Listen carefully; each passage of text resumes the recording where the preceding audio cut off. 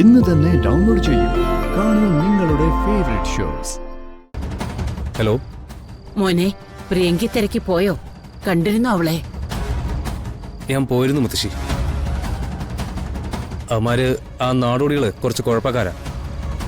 ഇന്ന് ഞങ്ങൾക്ക് തിരിച്ചു പോരേണ്ടി വന്നു. മോനെ, അവൾ അവരുടെ കൂട്ടത്തിൽ തന്നെ ഉണ്ട്. മുത്തശ്ശിക്ക് യാതൊരു സംശയമില്ല. അവരുടെ പെരുമാറ്റവും ബഹളവും ഒക്കെ കണ്ടപ്പോ എനിക്കും ചെറിയ സംശയം തോന്നിയിരുന്നു. എന്തായാലും മുത്തശ്ശി പേടിക്കണ്ട. അവരെങ്ങനെ പൂട്ടേണ്ടതെന്ന് എനിക്കറിയാം. പ്രിയങ്ക അവരുടെ കൂട്ടത്തിലുണ്ടെങ്കിൽ പ്രിയങ്കയെ മുത്തശ്ശിയുടെ മുന്നിൽ എത്തിച്ചിരിക്കും. ഇത് ഞാൻ തരുന്ന ഉറപ്പാ. അത് മതി. ആദ്യം പ്രിയങ്ക അവരുടെ കൂട്ടത്തിൽ നിന്ന് പുറത്തു കൊണ്ടുവരണം. അത് കഴിഞ്ഞ് ചന്ദ്രശേഖരനെ ജയിലിൽ നിന്ന് ഇറക്കണം. എന്നിട്ട് എല്ലാവരും കൂടി നിരന്ന് നിന്ന് ശത്രുക്കളെ ഓരോരുത്തരെയായിട്ട് ഇല്ലായ്മ ചെയ്യണം. ഒരെണ്ണത്തിനെ പോലും വെറുതെ വിടരുത്.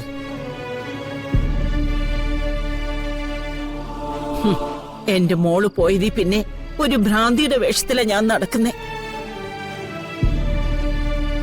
എന്റെ ചുറ്റും വന്നിരുന്ന് ഓരോരുത്തർ പരിഹസിക്കുന്നതൊക്കെ മുത്തശ്ശി ഇങ്ങനെ സ്വരുക്കൂട്ടി വെച്ചിരിക്കുക. ചോദിക്കേണ്ട സമയത്ത് ചോദിക്കും. മുത്തശ്ശി ധൈര്യമായിരുന്നോ?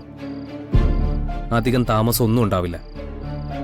പ്രിയങ്ക നമ്മുടെ കൂടെ വന്നിരിക്കും. എന്നാ മോൻ ഫോൺ വെച്ചോ. എനിക്ക് ഇവിടെ നിന്ന് ഒരുപാട് സംസാരിക്കാനൊന്നും പറ്റില്ല. വിലക്ക.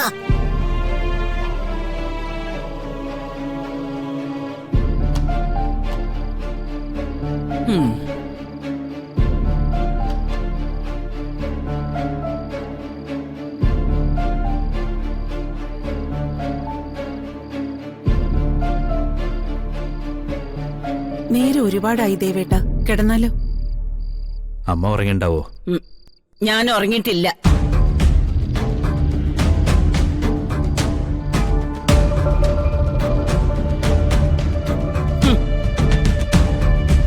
വാതിലും ജനലും വായു കടക്കാനുള്ള സകല മാർഗങ്ങളും അടച്ചിട്ടുണ്ടല്ലോ. രണ്ടുപേരും പോയി കിടന്നോ. ഞാൻ എങ്ങോട്ടും ഇറങ്ങിപ്പോവാൻ പോകുന്നില്ല.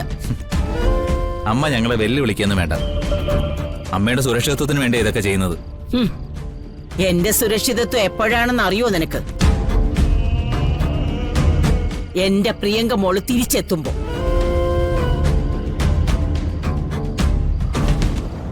അത് സുകുമാരിയുടെ ഭ്രാന്തായിട്ട് നിനക്ക് തോന്നും.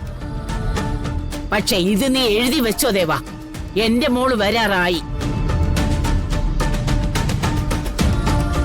അതിനധികം താമസമൊന്നുമില്ല.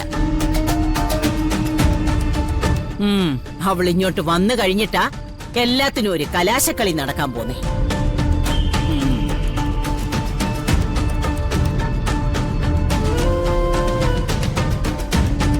അമ്മയുടെ അസുഖത്തിന്റെ അവസ്ഥ മാറി മാറി വരിക.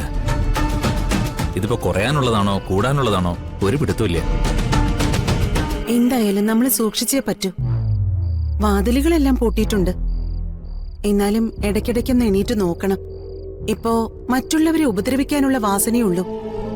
സ്വയം ഉപദ്രവിക്കാൻ വല്ലതും തുടങ്ങിയാലോ? അങ്ങനെയും ചെയ്യാറുണ്ടല്ലോ മാനസിക സുഖമില്ലാത്തവര്. വന്ന് കിടക്ക്.